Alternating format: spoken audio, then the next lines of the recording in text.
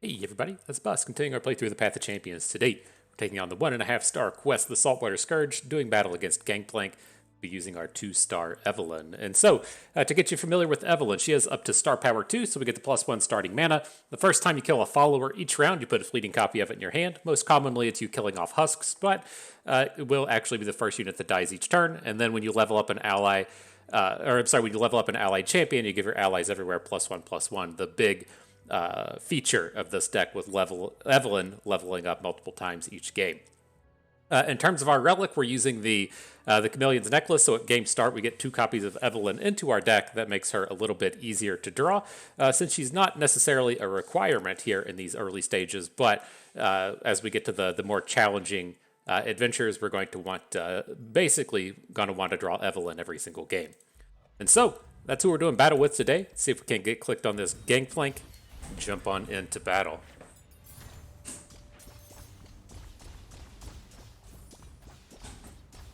There we go, gotta jump away. Make sure the kitties can come hang out.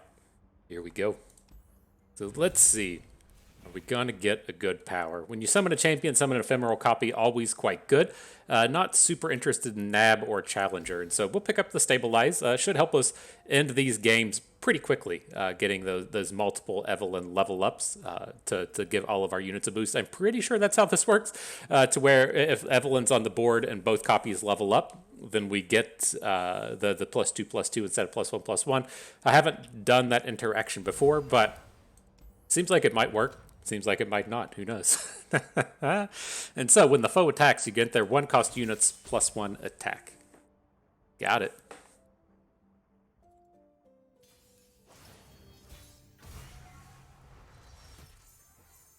All right, so what do we got here? A little bit of everything.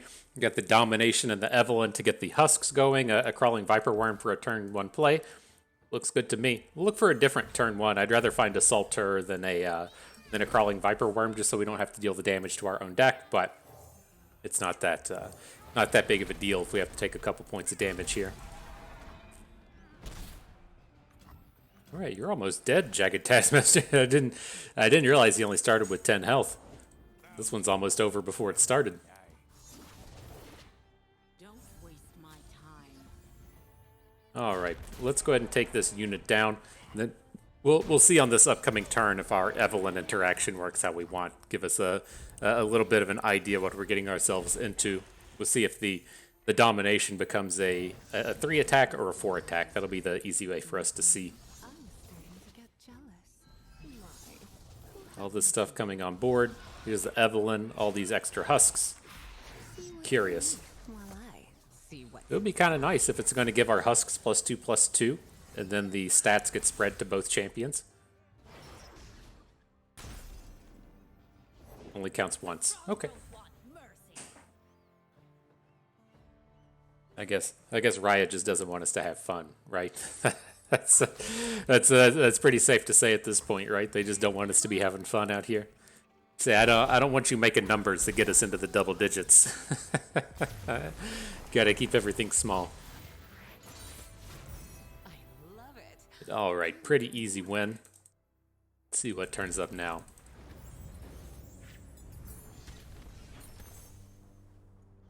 All right, so I'm not opposed to picking up additional copies of Steam. This is a card that we just commonly cut out of our deck because it's so expensive, and it doesn't really matter here in the early game, right? As we get to the later stages of the adventures and the 3 and the 4 stars, then sure, we might want to hang on to Steam, but as far as these are concerned, we can just get rid of him. And now, if we pick him, we can just cut him out later, and we don't have to add any of these bad cards to our deck. And so, welcome to the squad, Steam. You're bad for now. You'll be much better as soon as you're gone.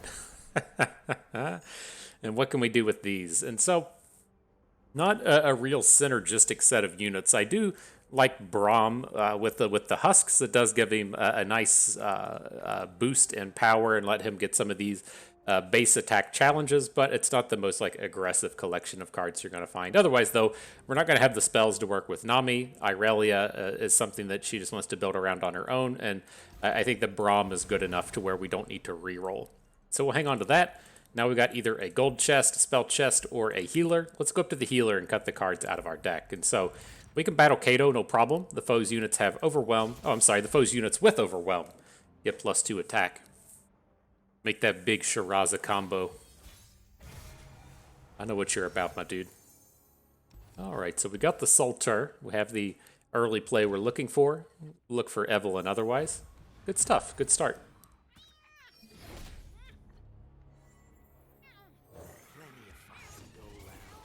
Taking all this incidental damage from the Gangplank ability. It's a little annoying, but yeah, we'll make it through. If that's our biggest problem of the day, then it's a pretty good day. The world awaits. Forward. You finished the last group already? All right, do we get better husks now? Same one. Spell shields all over the place. Oh, we got the Fury Husk on board. Gotcha. All right, this is fine. We're going to lose our Salter. The Snapper is going to become a 5-attack quick attacker if we look at the Oracle's Eye, but it's not that big of a deal. We're just trying to prevent the damages here until we get our Evelynn on board. Our Evelynns. Evelynn times 2.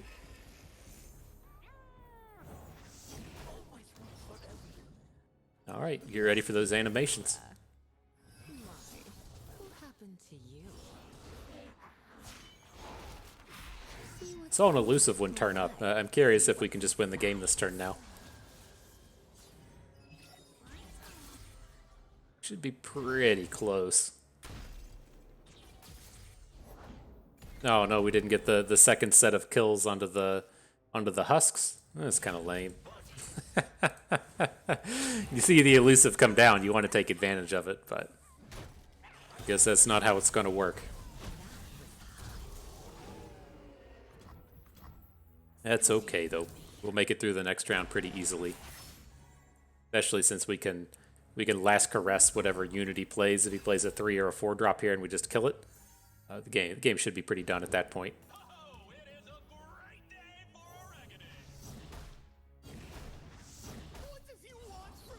So many stats for the little Warden's Prey.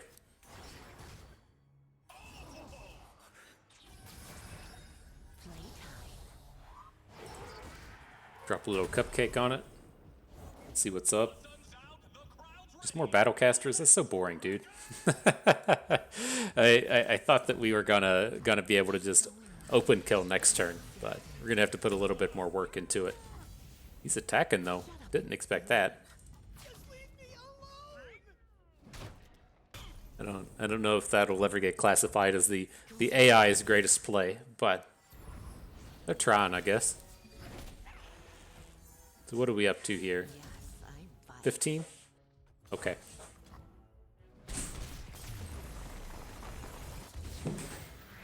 More cats. So distracting. You let one cat in, then he wants to leave.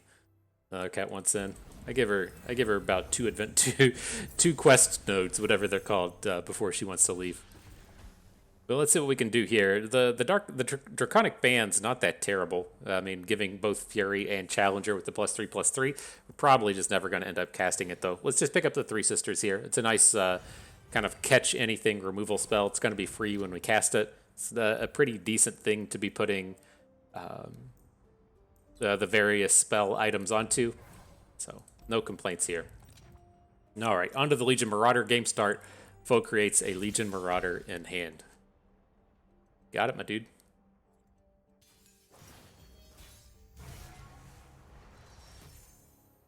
Okay, so we found Evelynn. We could probably keep the Warden's Prey. Just make sure we have something to drop on the first turn. Oh, there we go. That's the curve all the way through.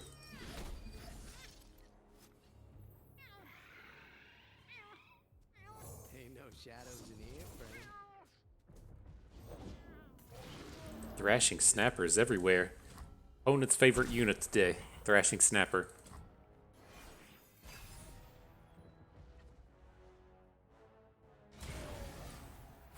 Alright. Will you get the free attack? No quick attack this time, but our unit's been destroyed. Sad day for Salter. Don't waste my time.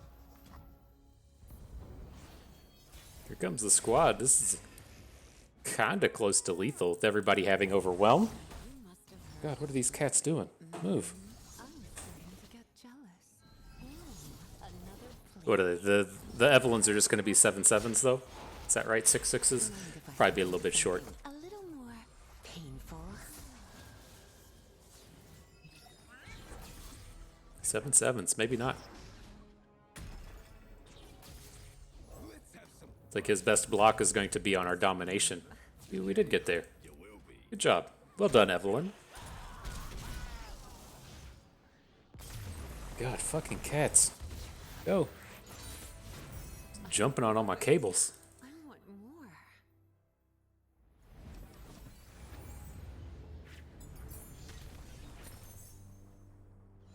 more. All right, what do we got? Anything? Solitude does stuff with husks. I guess that's okay. It's just kind of weak, and that it's so expensive, and we'll probably never cast it. It's like I'm actually looking at this thermogenic beam and saying that we can still just keep like this tap out scheme that we've been doing, and then use it to just play items for free. Like, I guess. I mean, it doesn't sound like the greatest of options, but it's certainly something to do. Here, I'm happy to add in more Voras into the healer. Cut some stuff. One of these dum-dums we don't want. Mighty Poro I like more than the Viper Worm. I think it does have Overwhelm. The Viper Worm just doesn't do that much. Just although the weakness here is it takes out one of our early drops. I'm still going to cut it, but might look to pick up another cheap unit, or if we could put items onto Salter, that would be the ideal path.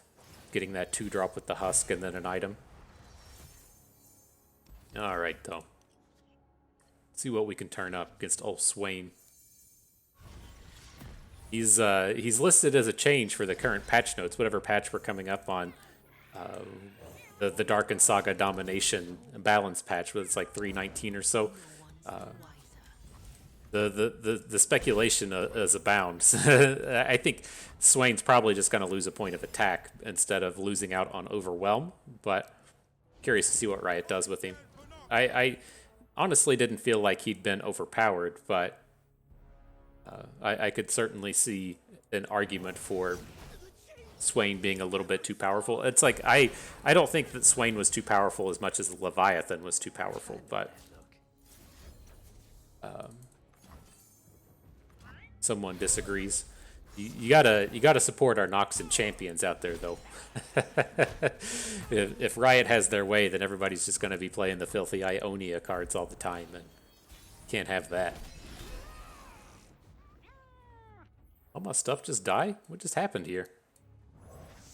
I have the tendency to get carried away. Oh, another plaything. All right, though, we got our Evelynns. We get our chance to breathe as we watch all the animations, all the little activities on the board going through. And we should be in a pretty decent spot to win this one.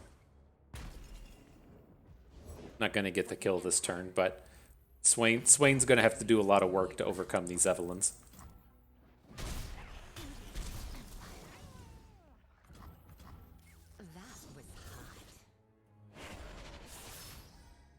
All right, so we got Big Braum coming down this turn, eating 3 husks. That'll send another husk to our hand that we can then play. Or we got the Elixir of Iron if we need a combat trick for the round. I think we're looking pretty good. It's too bad we didn't get the Overwhelm. Well, Evelynn already has Overwhelm, right? Can't tell if that's permanent or just for the round. I'd like to have Overwhelm next turn, but I don't think we need to worry about it too much. Look at all these keywords on Braum. It's kind of nice, my friend. Kind of nice.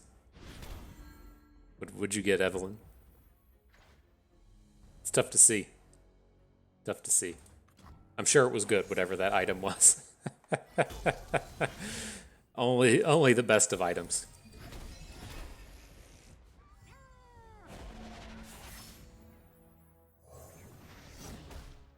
All right, we'll get the Prankster down. It's going to get some kills, send some damage to the face, give Evelynn all the sweet abilities. I think we'll be good to call this one a day. Send Swain back home. Guess from a strategy point of view, we should be putting this Phantom Prankster to the right, just in case it dies in combat. We want him to have the units to the left dealing damage to our opponent. But I think we're okay here otherwise. Got him. Oh, goodness. GG. The day is ours. Now we eat. Now we eat.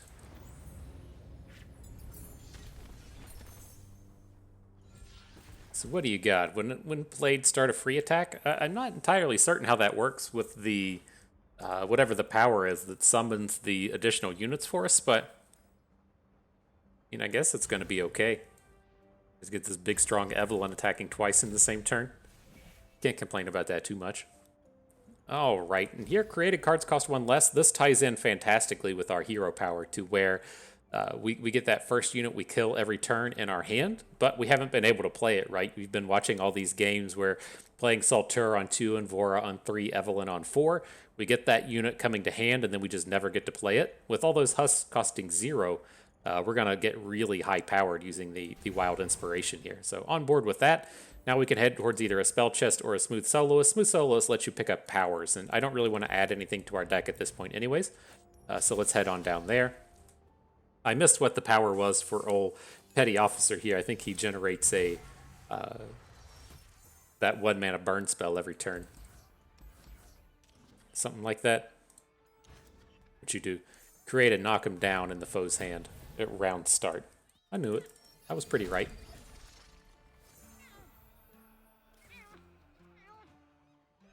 Why doesn't Evelynn cost 1 less, though? I'm not sure what I missed there. Oh, is she... This is one of the created copies from the Chameleon's Necklace? I didn't realize that was a thing. That's interesting. Okay. Don't worry, it's not my first time. Why? Who happened to you? You didn't kill anything? That was lame. That was not that was not my intended play for the turn. But this is going to turn around kind of quick. Opponent. Oh, do we have to be the one getting the kill, right? We have to kill the unit to get the thing in hand. Lame. Well, I don't want to add this dumb Poro to our hand, but I guess it kind of is what it is at this point.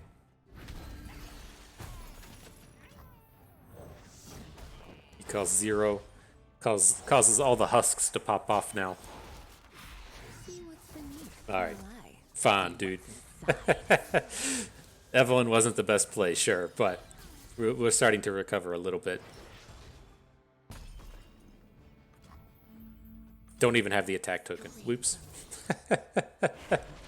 I get it in my head that once we're doing all these free attack things, after we've been playing so much with the likes of tumbles and scout units, I just assume that once that attack happens, we get the attack token right back.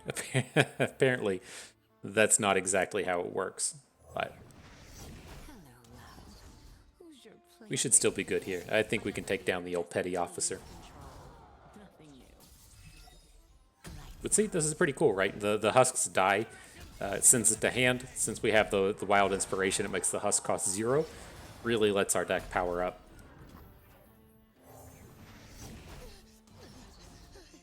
Don't waste my time. I love it when they scream. You picked the losing side. Okay, get him for 15. We should be lethal next turn. Needed a little bit more overwhelm for the round. Impress me. All right, we can continue this on, though. We'll add the Prankster. This is going to be a common theme now, right? We'll add the Prankster. The Husk is going to die, come back into hand. It's going to cost 0. We can add the Husk to the board now, and then overwrite it with another unit. Give the additional unit all the stats. Looks good. We're not going to have a Husk space for next turn, but we should still be pretty good with our open attack. It has to be lethal. We have so much stats on the board. Give somebody this free item. You gotta get +4/+4. Radiant plate armor is not a bad one to just be picking up. Not worried about you costing 2 more at this point. You wanted wrath. Here goes. I bite. What's your wager? All right, see a Petty Officer. Don't waste my time.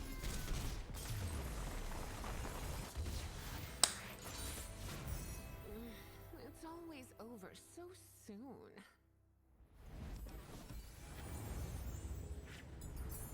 All right, on to the next one. So what do we got here? Free Warden's Praise. That sounds cool. Way better than adding these other units to our deck. All right, on to the Smooth Soloist. Anything cool here? Chrono Break's not bad. Gives us a way to just rally. Otherwise, I don't think I'm interested in any of these. When you target an ally with a single target, we don't have any copies for it, or any targetable things for it. So it's either the Chrono Breaks or the rerolls. Let's just reroll. Maybe we'll find a good one. Summon a 2-cost unit from your deck. Works for me. There is the second Wild Inspiration. I think that's a little bit much. It's not gonna make our units cost -1. And oh, I'm not sure how the sequencing with this goes, but if Evelynn throws down a husk and then we give that husk +3/+3, I'm on board with that if that's how it actually works. This Moonsilver is quite strong as well, though. Moonsilver on its own is just good, but then having the Manifesta card to replace itself, pretty strong as well. We can't afford both, so I'm just going to go with the Moonsilvers. All right. No need to reroll. There's an epic shop up here now, but we don't have any money, so we'll head towards the spells chest. Oh, I hate this battle so much. Round start, deal 2 to any random unit. And that's not the way it ever works. I mean, it's not really random. The way what it should actually read is round start, randomly in air quotes, deal 2 damage to your opponent's weakest unit. That's what they really mean when they say deal 2 to a random unit. I know what you're about, Riot. All right, but not a bad start, right? We got Saltwater coming down on the board, generating the husk for free. Looks like now we can add the Warden's Prey. We'll get the mana back from him, kill off the husk, and then get to replay the husk. Pretty cool.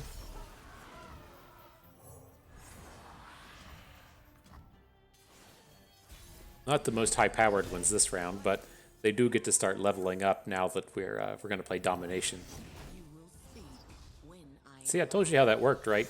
You just hits our lowest health unit and has that be the target for free. I know, Riot. I know what you're up to. Oh man, the Domination's not going to work with our units though, right? She needs to see a one cost ally, and if we're playing them as zeros, we don't get the bonus. That's okay. It's not perfect, but it's not the end of the world.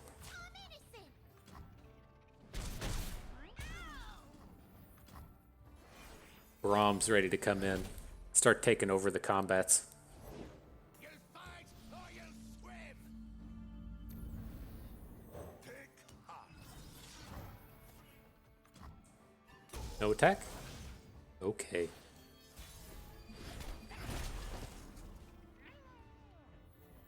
The randoms have been landing on our opposing units. We don't talk about that. Okay.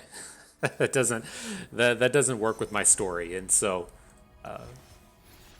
ignore those. Act like that's never happened. And the way it actually happens is it just hits our weakest one when it's convenient for opponent.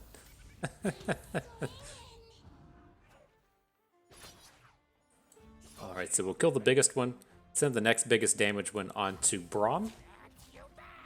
Looks like we'll get to generate a Poro. Haven't been popping off without the husks this game, but we should still be strong enough to win. This is why people feel like it's very important to be starting with that Chameleon's Necklace. That's the thing that puts the 2 copies of Evelynn into your deck. She's just, we're not going to lose this, right? But you can definitely see a difference between the previous games to where we're just like getting these 6 and 7 and 8 and 9 attack units, and now we're like really struggling to make something meaningful happen on the board.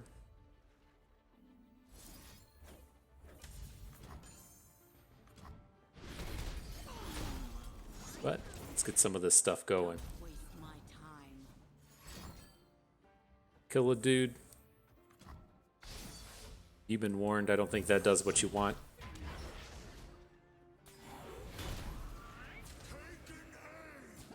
All right. I was thinking it's like this is gonna be a big Fury of the North, but Flash Freeze is a little bit more efficient. Oh, that's good to know. I thought that I didn't think that the mana potion carried through to the generated cards, because this is a different card, right? Oh no, it didn't. Okay, I'm right. I was like, the thing with the mana potion, that's what's on our Three Sisters, right? It's very easy to think, okay, I'm spending 0 mana on Three Sisters. This is 1 less. Then the card that comes off of it is going to cost 1 less as well.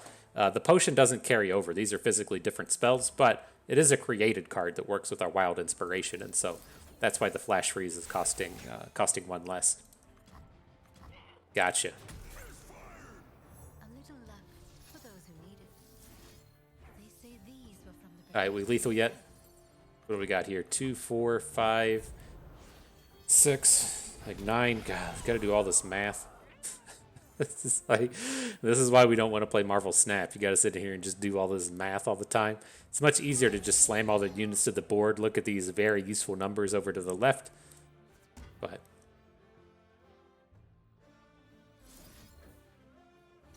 let's see where this goes. We can give opponent a chance to add some stuff to the board. I don't think we can pop off quite hard enough this round, but we can get a few things going. We did a damage with the Prankster. We get the unit back. We're going to get another gem for our time. Oh, we're definitely not killing this turn now. Sapphire, gem of our divine patron. But we can clear out some board.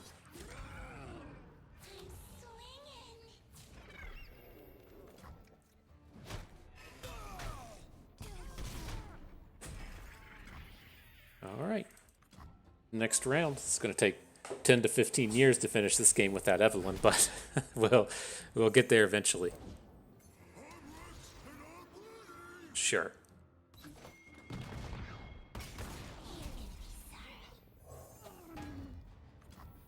All right, have we done it yet? I think so.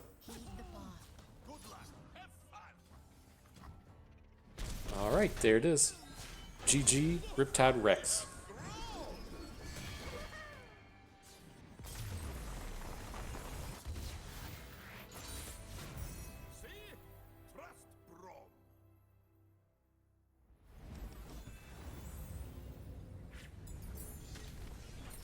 Alright, about to make our way to Gangplank. What do we get here, though? Game start with our Magenic Beam. Sounds fine. Onto the spells chest. Anything useful here? Not really. We're not going to cast any of these cards. I guess all the husks have different names, right? You can't... Do they? Can you Iceborne Legacy a husk? You know what? Let's find out. Let's find out. That could be the best deck of 2022 right there. Now onto the healer. Let's cut something out. Anything expensive that we don't want. All right, Mighty Poro, you're gone. On to Gangplank. So yeah, the husks don't have... It's just called Husk, right? It's not like its name's like Steve, and then it has the subtype at the top. It's just a husk. Yeah. Okay, that's gonna work. Nothing could go wrong.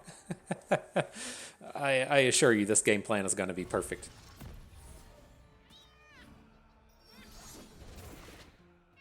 Good. We get a husk on turn 1.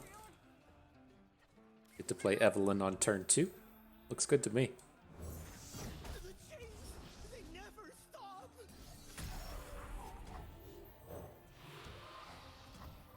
Busy tonight.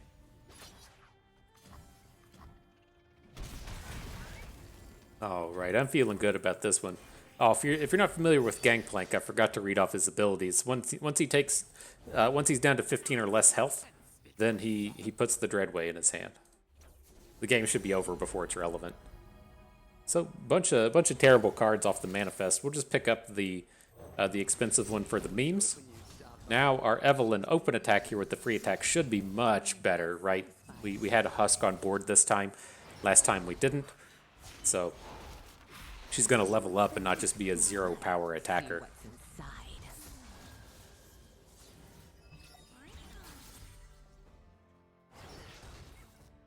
Surprised the ephemeral copy doesn't free attack, though. That's kind of strange. Oh, it's a play ability, isn't it? Okay, that makes sense. This is summoned, not played. Gotcha.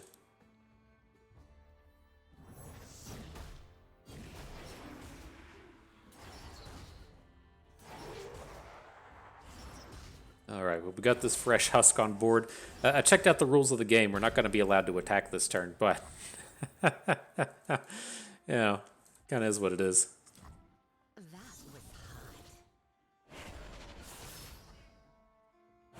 We lose out on our our ephemeral copy.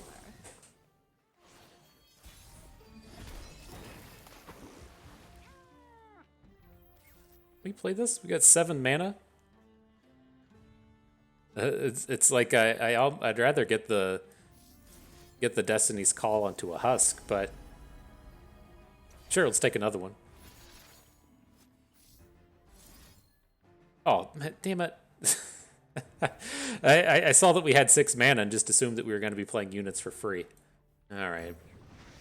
So much for getting excited. My sweet, I do love watching you work. So do my victims. It's probably a little bit safer to keep that mana back anyways in case he tries to make some kind of powder keg related shenanigan. Impress me. But you see how different this game is compared to that last one, to where our units are just so big now. Everything's leveling up easily. The stats are flowing between the husks and the +1/+1s and everything. It's wild how different it is compared to the last one.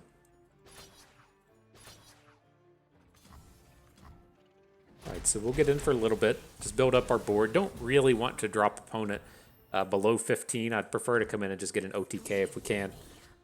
So we'll try and build up that way. Maybe we can find a way to get a 0-cost unit in our hand and, and drop the Destiny's Call. And I don't think he's going to attack, but it'd be pretty sweet if he did.